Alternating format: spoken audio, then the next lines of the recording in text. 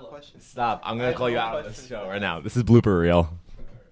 What's going on? Welcome to Real Talk, the #1 real estate podcast in New Jersey. And today we're here for another episode of Office Hours. Last time it was just me and Chris. It took us about 2 months to get Tom Clancy, not the author, but the real estate agent, the mega agent, the myth and the legend in the building. And he is finally here. After the long anticipated wait, we have Tom Clancy in the building. How you doing, Tom? I'm doing great. Talk to the mic, please. I'm doing pretty good. I'm a star on the show finally. How do you I feel? got my first invite, I believe, today. Yeah. No, that's not true at all. It was We've been true. trying to get him on the show for probably 2 months. Every time he comes in, he stays for 20 minutes and then hops out of the office because he's so busy with his buyers. Yeah, I have too His many precious buyers. So how's business going? It's crazy. This market's ridiculous. Should I look at the camera or you? Wherever your little heart desires. Yeah, market's ridiculous. Buyer side, all the buyers are just, they're getting eaten alive. Yeah. Yeah. 20,000 over asking, 30,000 over asking. How many buyers are you working with currently? Because you've been running around a lot. Currently, I just had one go under contract. They're happy about it because it took them 2 months to finally find a house. Thank God. And I have 5 more. I have 2 like in the air and then like 4 actually looking to buy in the next 3 months. Yeah, it's been hell. I mean, I don't even have any. I barely have any buyers. I only have a few, but even with them, it's like hell to find a house. Check the hot sheets every morning, and then next thing you know, properties are gone within 24 hours, basically. Yeah, I'm in the. So I can't imagine. I have 3 buyers in the Toms River area, and the house is literally going a day. Yeah. Well, I have like 2 buyers in 250 to 300 range, and that market right now is flying off the shelf. Yeah. Flying off the shelf. How you doing, Chris? How's business going? Give the people an update since the last office hours. Well, I'll tell you one thing. It's not as good as Tom Clancy's. Tell us about it, though. Well, I am working with the same buyer. He still has not found a house. Inventory is very low. And for the price point he's looking for, it's almost impossible to find this house. But we will find him a house. And I'll find yours. Your local Latino realtor. Yeah. Anything new going on in business, though, Chris, that you want to give people an update on? Any progression that you've had? Thomas Clancy started popping back up into the office. So how did that after affect your taking business? Multiple vacations. Oh, he's calling you out. After taking multiple vacations, do you have anything to say on this? The vacation I went was real estate related. Newport, Rhode Island. How was that real estate related in any way? Mansions. I visited the mansions. Just for pleasure? Yeah. How is Like- that real estate it's like, related? I work in the real estate industry. I have to stay connected with my job. How was your trip, though? It's great. What did you do? Any highlights? Mansions were pretty cool. Newport's a great place to go. It's really fun, and you can drive to it. I think 4 hours, 15 minutes. No, 4:20. I think 4 hours, 20 minutes. No traffic because of Corona. George Washington Bridge was a breeze. Yeah. Went right through. Coming back was traffic, but that was Sunday. I would go back. Nice. Newport was awesome. Yeah.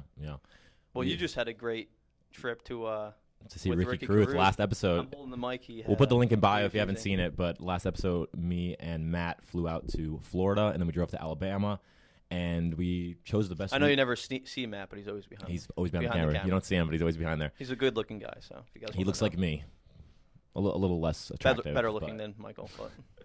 But yeah, we chose probably the worst time to fly to Florida because we literally landed and there was a hurricane Well, going on. you were in like it looked like there was 4 people on your plane.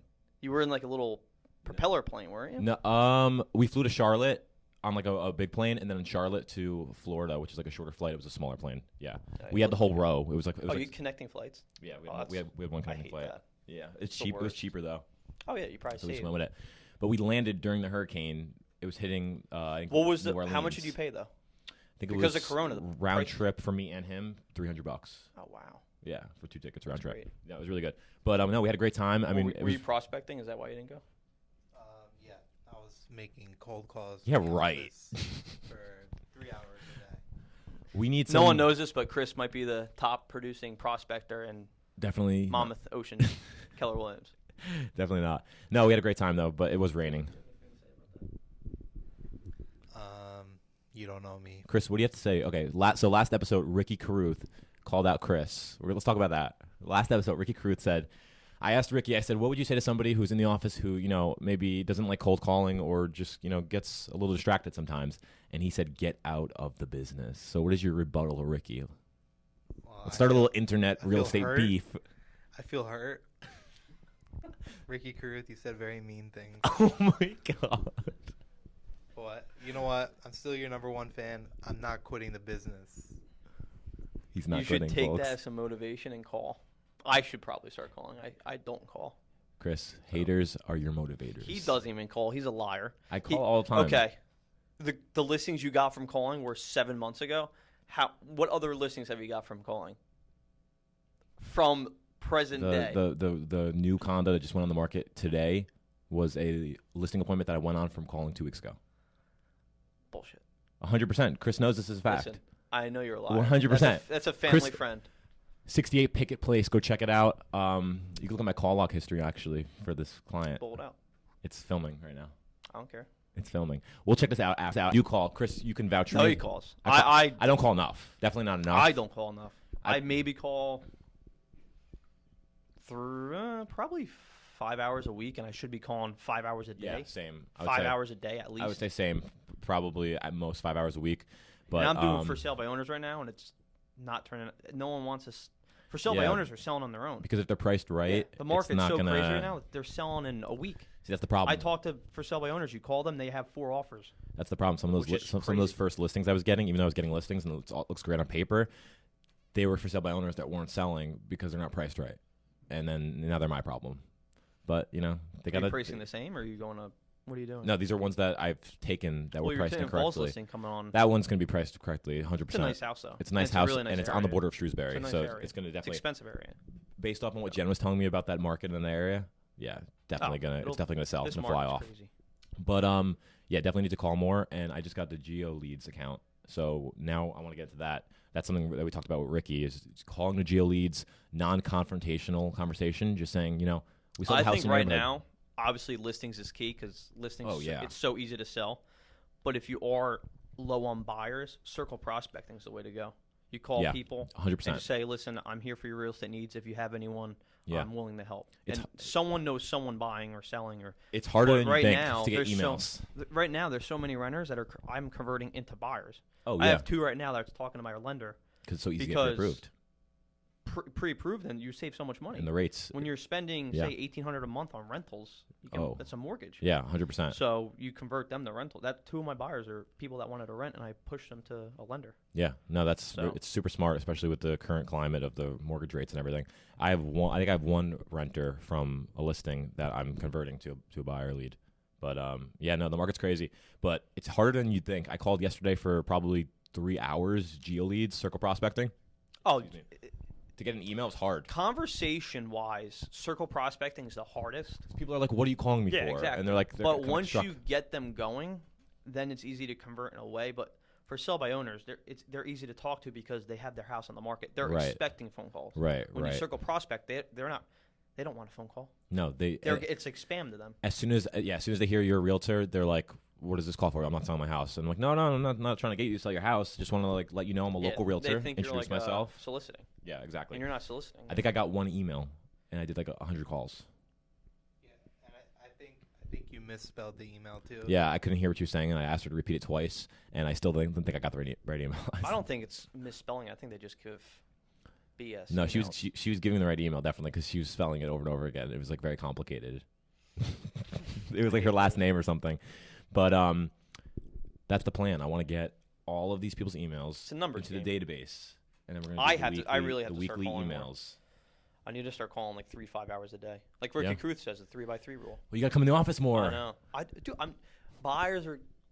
I love having buyers. I love finding people Oh, no, houses, it's- but I'm all over the place. Of course. I mean, I don't blame My you. Like area business right is now is like business. Toms River, Bayville, Beechwood, Manahawkin, but I'm driving. Yeah. 100 miles a day. Chris, what's your 6-month plan? I'm gonna quit in 6 months. No, I'm just kidding.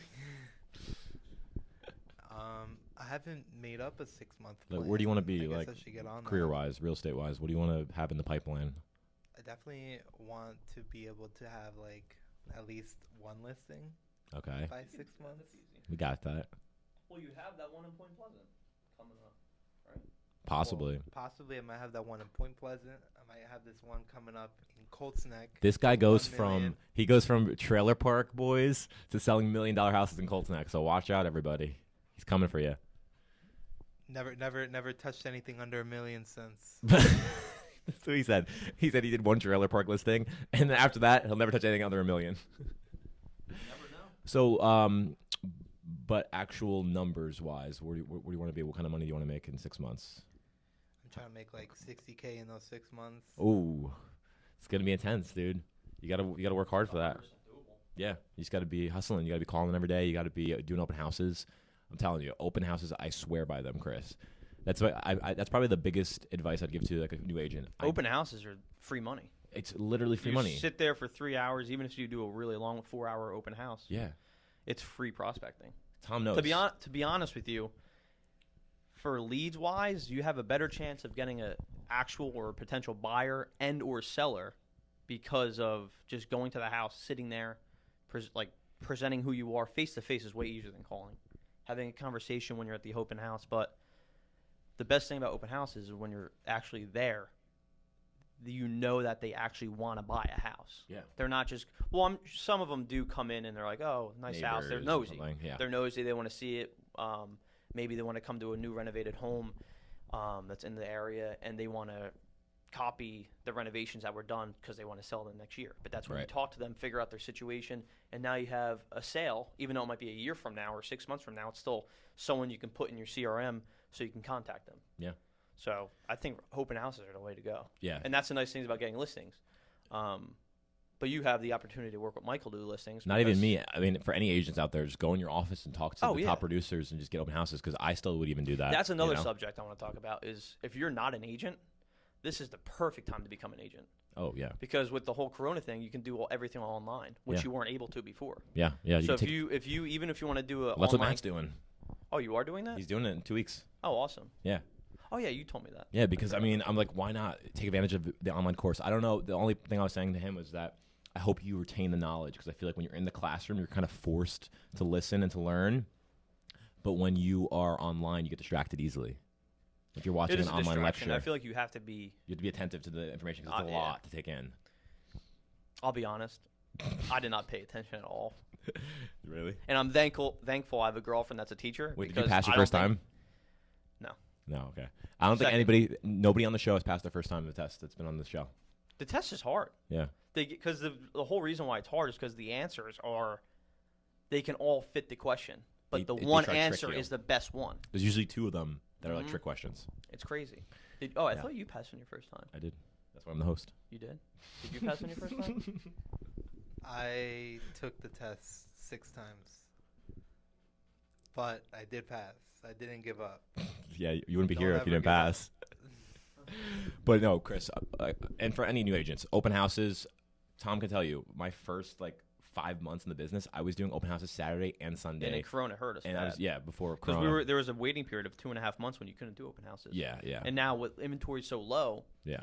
but the nice thing about now is if you do have an open house, you're flooded because there's not a lot of open houses that are available. That's true. Saturday, Sundays. Exactly. There's not many. They were talking about it Because at the meeting. a year ago, every Saturday, Sunday, there's 1 million open houses. Yeah. Now, there's not that much. Because there's not much inventory. Listings are down by 48%. Yeah. I'm sure the statistics changed from last month, but Yeah. Well, somebody at the meeting just now, like an hour ago, was saying that they had 36 groups at their open house, and there was a line out the door because everybody had to take turns with masks and everything. It was an hour wait to get into the open house. Isn't that ridiculous? that's crazy. Yeah, it's crazy. But I hosted one open house, Chris. I remember this. Every single weekend, the same exact open house because it was in Manalapan, and I was like, this is the market I want to be involved in. Hosted every single weekend, and I finally got a solid buyer, $500K, first closing. That was my first closing from an open house. So just talk to your top producers in your office, get open houses. I mean, there's tons of resources to get business going. Open houses are the best way to go, especially for a new agent. Yeah. For any agent. Yeah. I mean, a lot of the people on the show talk about, cold calling. It's a free way to prospect, a free way to get leads. And I think that open houses are up there with cold calling for me as another free resource to get leads.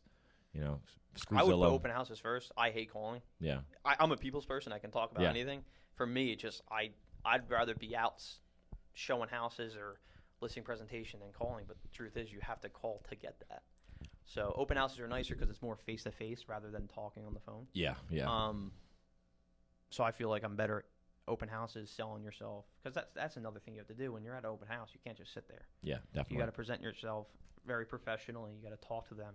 Oh yeah. You got to bring them around the house. Start small talk. It's good infield practice for especially new agents. Like you got in at a tough time. What month did you get into real estate?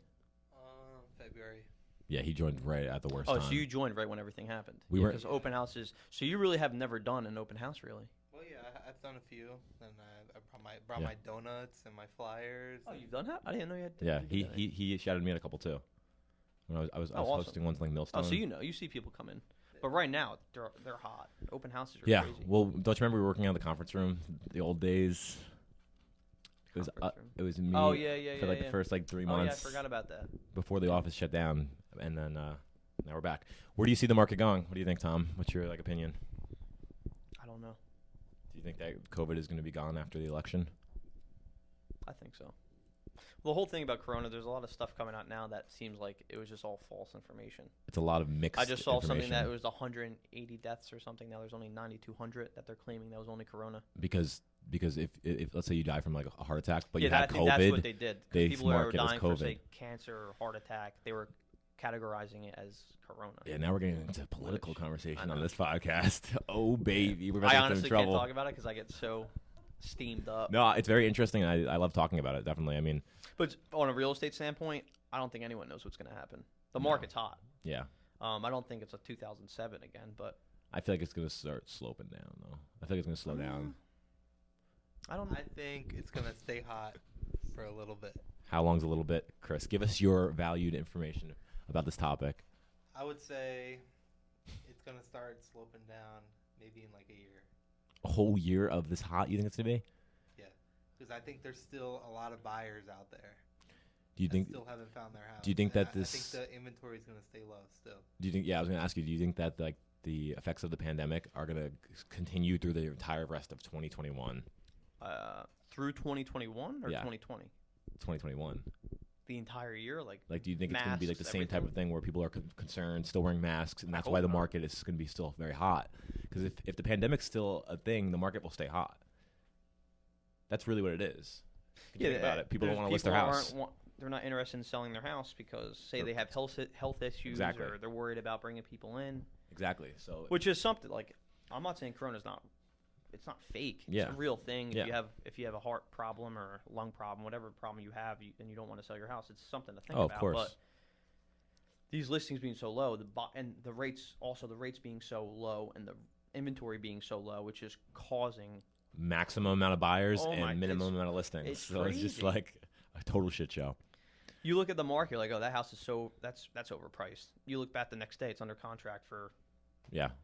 No, I had literally I shouldn't say the next day. I should say a couple days. You'll see it marked under contract, or you call them saying, "I'm interested in my client's interested in looking at the house." Oh, sorry, we already have 7. We're going to be making highest in Best Buy tomorrow at 9. I'm like, the house just went live. I know. I'll scroll on the hot sheet, Tom's River specifically, and I'll just look at the agent notes before I even send my clients the listing because multiple times they'll say in there multiple offers, highest in Best Buy this date, and the date already is passed or offer accepted. Crazy. It's ridiculous. What time is it? I know you got to head out. You have to head out, and I have time, like 5 minutes. You got some time? All right, we'll take a quick ad break, and we'll be right back. Just wanted to take a quick moment to thank our sponsor for this episode, Goldfinch Title. Thank you so much. Goldfinch Title is backed by Trident Abstract out of Wall Township, New Jersey, and they are a leader in their industry. Trident has been in business since 1976. At Goldfinch, they have specialized teams ready to respond with solutions tailored to your needs, whatever they may be. This ensures that you receive maximum responsiveness, cost-effectiveness, and efficiency. In partnering with their growing network of offices around the globe, they have the flexibility to service national and multinational customers. Communication is key, and from the moment your offer is accepted, Goldfinch representatives will walk you through every single step of the process. Goldfinch has been vetted by most major banks and lenders, and they offer full settlement services, making the process with them simple and completely cohesive. Call 732-547-2242 today to get your quote or to learn more about the company. They look forward to servicing all of your title needs. Let's get into the podcast. All right, we are back. Thank you guys for watching this episode. If you're tuning in, make sure to leave a 5-star review on Apple and subscribe on YouTube and Spotify. It really helps out. Thank you so much. So, Tom, it's your first time on the show, so I wanted you to give a little background on yourself. You know, nobody knows you. You're a new character being introduced to this sitcom that we call Real Talk. Give a little background on where you started, what you did before real estate, and where you're from, you know, who you are. So before real estate, I actually worked for my father, who was a contractor. I worked for him for a while since I was like 12 years old. And I've loved my grandfather before was a builder. He built Jackson, Howell, Freehold, Larry Skellson. He was a big-time builder in the Jackson area, though. Moved from Staten Island, came here. My dad became a contractor. So I've been around real estate my whole life. My dad basically flips properties for – now he's commercial now, so he flips a lot of apartments, works with a lot of property managers. But I got in 2 years ago. I started for a really great team, Jennifer Kuhn, JLK Sales Group. I loved it there. I came on my own last November, I believe. November I came on my own, and obviously it wasn't the best time to go solo because of the whole Corona thing, but you never know what's going to happen. But I'm doing good. I got busy. I'm very steady right now. I love real estate. I'm a people's person. I don't know if you guys can tell from the video, but I love talking. I love helping people out, and that's what this industry is. Yeah, definitely. Going out, selling houses, making people happy. Even we're not finance people, but we get them connected to people we like finance, and it's nice to have a good circle of people around you, like attorneys, finance people, lenders. It just can help everyone out. Yeah, having a great circle can really make everything so much smoother. When you pass along a new first-time home buyer, they don't have an attorney to use, and they don't know a lender, and everything's just so smooth. It makes you look better as an agent because you brought more people in their life that just made their first experience so good. Right. So you're really and then your referrals. Oh yeah. Yeah, you leave that lasting impression. Mm-hmm. So how did you end up getting into real estate? Was there anybody that specifically pushed you towards it? My dad. So my whole reason I got into real estate was for real estate investing. Right. I got in because I wanted to flip properties, and that's what I'm doing now. Yeah. Right now it's a little tough because properties are going so quick. You need a lot of cash, and a lot of the properties now are gone. They're just gone. So right now I'm actually looking for some. It's just so tough because there's so many investors. It's a huge investors market too right now. Everyone has a lot of cash and they're buying everything. Yeah. Not even cash. You can borrow money with an investment loan now and not get whatever you want. But if something comes up, it's a good deal. I feel like it must be hard for investors right now though, because what I've seen, like for instance on my Howell listing, the investors are coming in and they always end up coming in lower than a lot of these first-time home buyers or people who just want to live at the house with their family, not for a flip purpose. And obviously, the seller's going to take the higher bid. Yeah. Because there's multiple offer situations. It's like, so I think it's a hard market for investors right now. Do you see that too, or no? Maybe it's just this one specific scenario. It depends. It's all different scenarios, but a lot of investors jump on things that need work. So, and a lot of investors have the cash. Yeah. A family usually doesn't have the cash. When you have 3 kids, you're usually going in, say 20% or 10%. Many people don't even have that. They have 3.5% or 3%. But definitely a seller selling their house, say it's a estate sale and they're selling their mom and dad's house and unfortunately just passed, that needs a lot of updating because we see that a lot. Their parents didn't update the property and they finally went, and that's what we see a lot, especially in the nursing home, not the nursing home areas. Adult communities like the Toms River area, the Whiting area. A lot of investors are flooding them because it's low. Yeah. So it's very easy for cash buys, and then they just renovate them and flip them in a month. Are they selling for pretty good prices? Right now they're actually going up in the Holiday City area. There's a ton of renovations going on. I know there's a lot on the market there. I just haven't been following up to how much they sell for. I personally don't have any buyers in the area, but I just see. My dad has some friends that actually flip retirement homes, and they've been doing it for a while. And I feel like that's a lot of investors start with retirement homes, 55 and older communities. Gotcha. So question, I ask this to everybody especially because you're interested in investing and flipping properties and things like that. Do you see yourself working in real estate for the rest of your life, or do you see a point where you're just going to be solely an investor at some point down the future? I see myself doing both. Obviously, when I get older, I'm going to have those properties and investments. Yeah. They're going to be my retirement. Right. My retirement, I don't think I'm going to have what other people have. I'm not going to have a pension. I'm not going to have anything else. My grandfather did the same thing. When he retired, I believe he had 9 properties that he owned outright, and so it was just straight cash flow every month. Oh yeah. And then as time went on, it was more of a headache for him, so he decided to sell each property every other year. Okay. So I think before he passed, I think he sold his last one like a year and a half before he passed away. So, but that's what I want to do. I want to have my retirement's going to be real estate. Yeah, definitely. I agree. Especially, I've been in for 2 years, but I just got in the industry, and there's a lot to learn. Oh yeah, and you're learning. You're going to be learning you're going to be learning a long time when you become an agent. Yeah. I don't care what anyone says. You're going to learn something every day. Definitely. Every day you learn something new. Every deal, no matter how much you think you know, there's always a curveball. There's always things that it's like, I've never heard about this part. That's why you want to be surrounded by a great circle. Even though every deal you have, you don't work with the same attorney because maybe your buyer has an attorney they want to use. But it's a great way to meet new people. Yeah. It's just really great to have a circle that just makes the transaction even better. Absolutely. All right, I think we'll wrap up the episode because I know you got to run to an appointment. Yeah, Chris, any last words for the people? No, it was nice having you on the show, Thomas. Yeah. Thank you for coming on. Thomas, you got to be a recurring guest. You got to get in here once every 3 weeks for 30 minutes is all it is. I'm going to get some more listings so I can take some breaks from driving around like crazy. Let's do it. Yeah. Let's do it. All right. Well, thank you so much for watching, everybody. Hope you enjoyed this episode of Office Hours number 2. Make sure to subscribe on YouTube. Leave a comment. Leave a like. It helps us so much in the YouTube algorithm. If you're listening on Apple Podcasts, leave a 5-star review. We really appreciate it. And we will see you all next week. Bye-bye.